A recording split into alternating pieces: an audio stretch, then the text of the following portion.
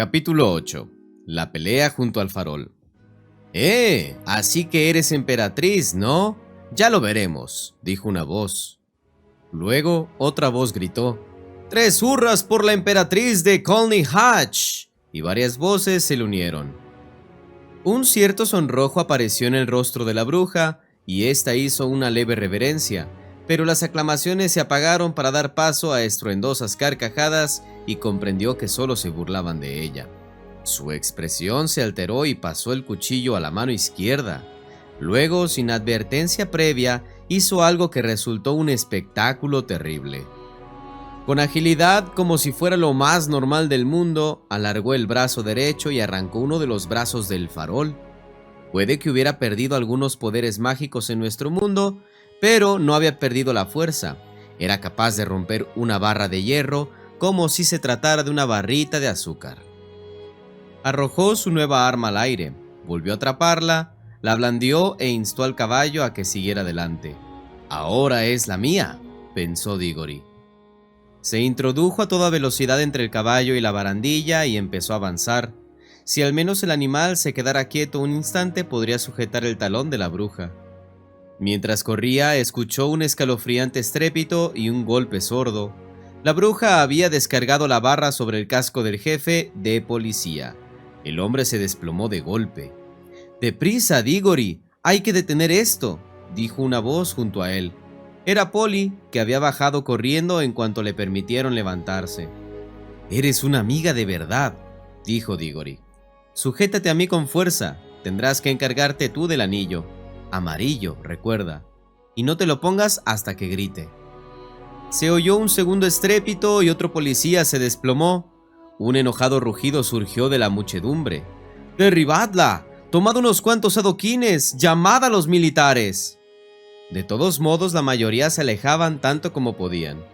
El cochero, no obstante, evidentemente el más valiente, además de la persona más amable de entre todos los presentes, se mantenía pegado al caballo, regateando a un lado y a otro para esquivar la barra de metal, pero sin dejar de intentar agarrar la cabeza de Fresón. La multitud abucheó y bramó otra vez. Una piedra silbó por encima de la cabeza de Diggory. Entonces se oyó la voz de la bruja, clara como una enorme campana, y sonando como si por una vez la mujer se sintiera casi feliz. «¡Basura! Pagaréis muy caro por esto cuando haya conquistado vuestro mundo. No quedará ni una piedra de esta ciudad. Haré con ella lo mismo que con Charn, que con Felinda, que con Sorlis, que con Bramandin». Diggory consiguió por fin sujetarla por el tobillo. La mujer lanzó una patada con el talón y lo golpeó en la boca. Y el niño, debido al dolor, la soltó. Tenía un corte en el labio y la boca llena de sangre. De algún punto muy cercano llegó la voz del tío Andrew en una especie de tembloroso chillido. «Señora, mi querida joven, por el amor de Dios, cálmese». Diggory intentó alcanzar de nuevo el talón y fue repelido otra vez. Más hombres cayeron bajo el impacto de la barra de hierro. El niño hizo un tercer intento, agarró el talón y se aferró a él como si la vida se le fuera en ello, a la vez que le gritaba a Polly: «¡Ya!». Entonces, gracias a Dios, los rostros enojados y asustados se habían desvanecido, las voces enfurecidas y atemorizadas habían callado, todas excepto la del tío Andrew. Muy cerca de Diggory, en la oscuridad, el anciano seguía gimoteando. No estoy delirando. Esto es el fin. No puedo soportarlo. No es justo. Jamás quise ser mago. Todo es un malentendido. Es todo culpa de mi madrina. No hay derecho. En mi estado de salud, además. Una familia muy antigua del condado de Dorset. «Diablos», pensó Diggory. No queríamos traerlo también a él. «Caracoles, qué fiesta». «¿Estás ahí, Polly?», preguntó en voz alta. «Sí, estoy ahí. Deja de empujar». «No te empujo», empezó a decir él, pero antes de que pudiera añadir nada más, sus cabezas salieron a la cálida y verdosa luz solar del bosque. «¡Mira!», gritó Polly mientras abandonaban el estanque. «También hemos traído al viejo caballo con nosotros, y al señor Ketterly, y al cochero. ¿En qué lío nos hemos metido?». En cuanto la bruja vio que volvía a estar en el bosque, palideció y se encorvó hasta que su rostro rozó las crines del caballo. Era evidente que se sentía terriblemente enferma. El tío Andrew temblaba, sin embargo, Fresón, el caballo, sacudió la cabeza, lanzó un alegre relincho y pareció sentirse mejor. Se tranquilizó por primera vez desde que Diggory lo había visto. Las orejas que habían estado echadas hacia atrás y pegadas al cráneo regresaron a su posición correcta y el fuego de sus ojos desapareció. «Eso es, viejo amigo», dijo el cochero palmeando el cuello de Fresón. «Eso está mejor, tranquilo». Fresón hizo entonces la cosa más natural del mundo, puesto que estaba sediento, lo que no era extraño, se encaminó despacio al estanque más próximo y penetró en él para poder beber. Diggory sujetaba aún el talón de la bruja y Polly sujetaba la mano de Diggory. Una de las manos del cochero estaba posada en el caballo y el tío Andrew, todavía tambaleante, acababa de agarrar la otra mano del cochero. «¡Rápido!», dijo Polly lanzando una mirada a Diggory. «¡Verdes!». Así pues, el caballo jamás consiguió beber. En lugar de ello, todo el grupo se vio sumergido en una total oscuridad. Fresón relinchó, el tío Andrew lloriqueó. «¡Qué suerte hemos tenido!», declaró Diggory. Se produjo una corta pausa y a continuación Polly dijo: «¿No deberíamos estar ya casi allí? Parece como si estuviéramos en alguna parte», dijo Diggory. «Al menos estoy de pie sobre algo sólido».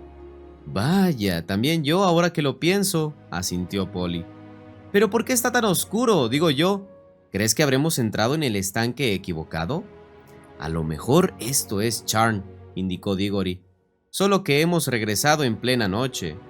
«Esto no es Charn», dijo la voz de la bruja. «Esto es un mundo vacío. Esto es la nada».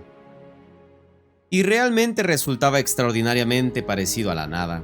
No había estrellas y estaba tan oscuro que no se podía ver entre sí, y tampoco existía ninguna diferencia entre tener los ojos cerrados o abiertos. Bajo los pies tenían algo frío y plano que podría haber sido tierra, y que desde luego no era ni hierba ni madera. El aire era frío y seco y no soplaba viento. «Mi fin ha llegado», declaró la bruja con una voz asombrosamente tranquila. «Vamos, no diga eso», balbuceó el tío Andrew. «Mi querida joven, se lo ruego, no diga tales cosas, no puede estar tan mal. Ay, cochero, buen hombre, ¿no llevará una botellita con usted? Una gota de licor es justo lo que necesito». «Bueno, bueno», oyeron decir al cochero con voz firme y valerosa. «Que nadie se ponga nervioso, eso es lo que digo yo. ¿Alguien se ha roto algo? Bien, pues podemos dar gracias. Es una suerte y más después de semejante caída. Tal vez hemos caído en un hoyo o a lo mejor es para las obras de la nueva estación de metro. Dentro de poco vendrá alguien a sacarnos de aquí, ya lo veréis. Y si estamos muertos, que no niego que puede ser, bueno, pues pensad que en la mar pasan cosas peores y que algún día hay que morirse. Y no hay nada que temer si uno ha llevado una vida honrada. Y yo creo que lo mejor que podemos hacer para pasar el rato es cantar». Y así lo hizo. Empezó a entonar al instante un himno de agradecimiento por la cosecha que decía algo sobre cosechas puestas a buen recaudo. No era muy apropiado para un lugar en el que daba la impresión de que nada había crecido jamás desde el principio de los tiempos, pero era el que mejor recordaba. Poseía una voz hermosa y los niños se unieron a él. Resultó muy reconfortante. El tío Andrew y la bruja no cantaron. Hacia el final del canto, Diggory sintió que alguien tiraba de su codo y por el olor general a coñac, tabaco y ropa buena, decidió que debía de tratarse del tío Andrew. El anciano lo apartaba cautelosamente de los otros. Una vez que se hubieron alejado un poco, el hombre acercó tanto la boca a la oreja de su sobrino que le hizo cosquillas y susurró: «Ahora, muchacho, ponte el anillo y vámonos». Pero la bruja tenía el oído muy fino. «¡Estúpido!», le gritó y saltó del caballo. «¿Has olvidado que puedo escuchar los pensamientos de los hombres? ¡Suelta al muchacho! Si intentas traicionarme, me vengaré de ti de un modo que nunca se ha conocido en ningún mundo desde el principio de los tiempos». «Y», añadió Diggory, «si crees que soy un cerdo tan mezquino como para marcharme y dejar abandonada a Polly y al cochero y al caballo en un lugar como este, estás muy equivocado». «Eres un chiquillo muy malo e impertinente», declaró el tío Andrew. «¡Silencio!», exclamó el cochero y todos aguzaron el oído. En la oscuridad empezaba a suceder algo por fin. Una voz había comenzado a cantar. Sonaba muy distante, y a Diggory le costaba mucho decidir en qué dirección provenía. En ocasiones parecía provenir de todas a la vez. Otras veces casi creía que surgía de la tierra bajo sus pies, pues las notas bajas eran lo bastante graves como para ser la voz de la tierra misma. No había palabras, apenas sí existía una melodía. Sin embargo, se trataba sin comparación posible del sonido más hermoso que había oído jamás. Resultaba tan hermoso que apenas podía soportarlo. Al caballo también le parecía gustarle. Emitió la clase de relincho que emitiría un caballo si tras años de ser un caballo de tiro se encontrara de vuelta en el campo donde había jugado cuando era un potro y viera a alguien que recordaba y quería cruzando el terreno para darle un terrón de azúcar. ¡Caray!, exclamó el cochero. ¿Qué voz? En ese momento ocurrieron dos prodigios al mismo tiempo. Uno fue que a la voz se le unieron de repente otras voces, tantas que era imposible contarlas. Estaban en armonía con ella, pero situadas en un punto mucho más alto de la escala. Voces frías, tintineantes y brillantes. El segundo prodigio fue que la oscuridad sobre sus cabezas se llenó de improviso de fulgurantes estrellas. Estas no surgieron suavemente de una en una, como sucede en una tarde de verano, sino que de una total oscuridad se pasó a miles y miles de puntos de luz que se materializaron todos a la vez. Estrellas individuales, constelaciones y planetas, más brillantes y grandes que los de nuestro mundo. No había nubes. Las nuevas estrellas y las nuevas voces nacieron justo al mismo tiempo, y si las hubieses visto y escuchado como lo hizo Diggory, te habrías sentido muy seguro de que eran las mismas estrellas las que cantaban y de que fue la primera voz, la voz profunda, la que las había hecho aparecer y cantar. «¡Esto es la gloria!», exclamó el cochero. «Me habría portado mejor de haber sabido que existían cosas así». La voz situada en la tierra sonaba ahora más fuerte y triunfante, pero las voces del cielo, tras cantar sonoramente con ella durante un rato, empezaron a debilitarse, y algo más empezó a suceder.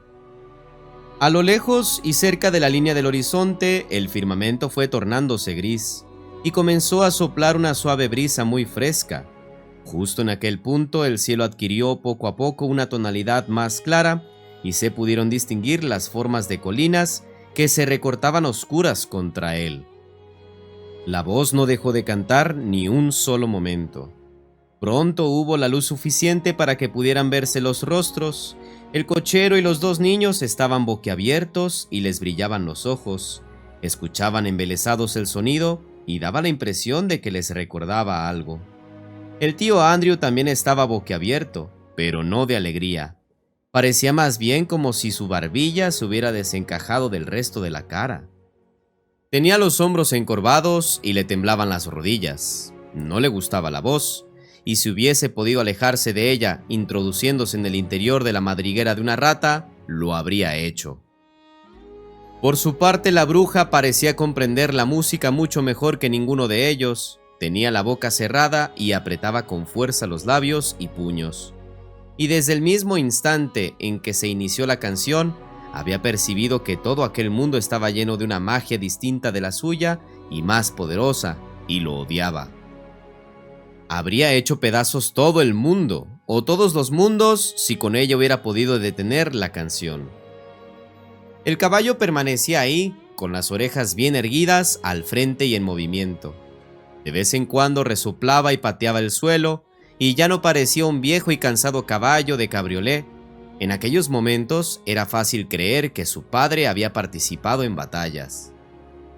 Por el este, el cielo cambió de blanco a rosa y de rosa a dorado.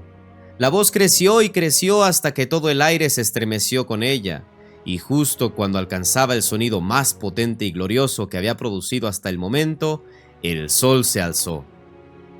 Diggory no había contemplado jamás un sol como aquel. El sol que brillaba sobre las ruinas de Charn daba la impresión de ser más viejo que el nuestro. Este parecía más joven. Uno podía imaginarlo riendo feliz mientras se alzaba. Y a medida que sus rayos recorrían la tierra, los viajeros vieron por primera vez en qué clase de lugar se encontraban. Era un valle por el que serpenteaba un río amplio y veloz, fluyendo hacia el este en dirección al sol. Al sur habían montañas, al norte colinas más bajas. No obstante, era un valle de simple tierra, rocas y agua. No se veían árboles ni arbustos, ni una brizna de hierba.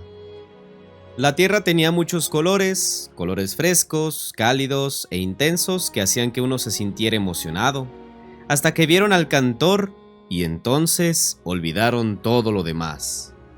Era un león, enorme, peludo y radiante. Se hallaba de cara al sol que acababa de alzarse, cantaba con las fauces abiertas de par en par y se encontraba a unos 300 metros de distancia. «Este es un mundo terrible», dijo la bruja. «Debemos huir de inmediato. Prepara la magia». «Estoy totalmente de acuerdo con usted, señora», respondió el tío Andrew.